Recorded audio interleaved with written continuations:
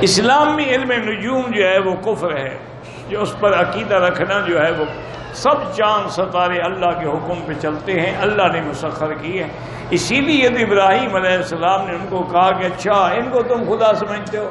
فلما جن علیہ اللیل رأى کوكبا قال هذا ربی، یہ ستارے خدا ہیں۔ فلما افل، جب ستارے ڈوب گئے انہوں نے کہا اچھا خدا ڈوب گیا تمہارا؟ جو ڈوب جائے وہ بھی خدا ہوتا ہے؟ لا احب الافلین۔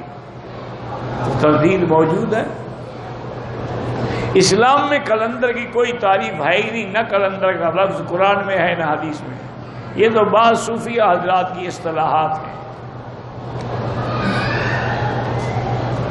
خانہ کعبے کے اندر جو برتن لٹک رہے ہیں، کوئی برتن نہیں لٹک رہا، آپ کو بے وقوفی ہے، فانوس ہے وہ، آپ نے برتن چوری کرنے ہیں،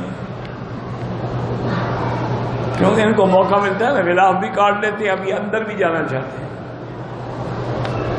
اِنَّا لِلَّهِ وَإِنَّا إِلَيْهِ رَاجِعُونَ۔